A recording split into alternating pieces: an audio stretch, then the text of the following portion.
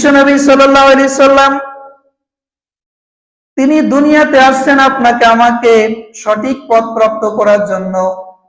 আর syllabus হিসেবে আল্লাহ তাআলা আপনাকে আমাকে দান করেছেন কোরআন এবং হাদিস। বলেন কোরআন এবং হাদিস। আল্লাহ তাআলা বলেন হুদাল লিন্নাস, কোরআন হচ্ছে মানুষের জন্য হিদায়াত, রাস্তা। কিসের রাস্তা? জান্নাতের রাস্তা। বলেন কিসের রাস্তা?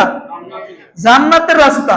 এই জান্নাতের রাস্তা যদি আমরা সঠিকভাবে আমাদের সামনে থাকার পরও যদি আমরা সঠিকভাবে তা পরিচালনা না করতে পারি, না চলতে পারি, তাহলে আমাদের মধ্যে দুর্ভাগা দুনিয়া তার কেউই নাই। আর কেউ আছে বলেন? তাহলে আল্লাহ তাআলা কোরআন কেন নাজিল করছেন আমরা একটু কোরআন থেকে জেনে থাকি। আল্লাহ রাব্বুল আলামিন বলেন আলিফ লাম রা কিতাবুন আনজালনাহু ইলাইকা।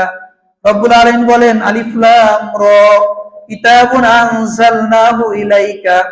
হে মুহাম্মদ, আমি একটি কিতাব তোমার প্রতি এই জন্য অবতীর্ণ করেছি লিতুখরিজান নাস মিনাজ যুলুমাতি ইলান নূর, যাতে করে এই কোরআনের মাধ্যমে, কোরআনের আলোচনা, কোরআনের এই বয়ানের মাধ্যমে তুমি মানুষদেরকে কুসংস্কার অন্ধকার থেকে বের করে ইলান নূর, আলোর পথে নিয়ে আসবে। এই জন্য আমি কোরআন নাজিল করেছি। সুবহানাল্লাহ বলেন।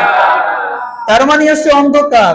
এই অন্ধকার বলতে কি? রাতের অন্ধকার, গুনাহ, এক কথা কি পাপ, গুনাহ, শিরক, বিদআত, যা আল্লাহ তাআলা অপছন্দ করেন, মানে শয়তানের অনুসরণ। মোট কথা যে কাজগুলো করলে আল্লাহ অসন্তুষ্টি হবেন, আল্লাহ তাআলা বলেন এই কাজ থেকে বের হওয়ার জন্য তোমার কোরআনের আমল দরকার। কিসের আমল দরকার?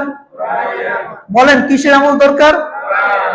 আল্লাহ তাআলা এই কথা বলছেন যে মুহাম্মদ সাল্লাল্লাহু আলাইহি সাল্লাম তোমার প্রতি যে কোরআন অবতীর্ণ করেছি এজন্য যে তুমি মানুষদেরকে অন্ধকার পথ থেকে বের করে ইলান নূর, এই জাহান্নামের পথ থেকে বের করে তুমি এদেরকে জান্নাতের পথ ধরায় দিবা, জান্নাতের পথ দেখায় দিবা।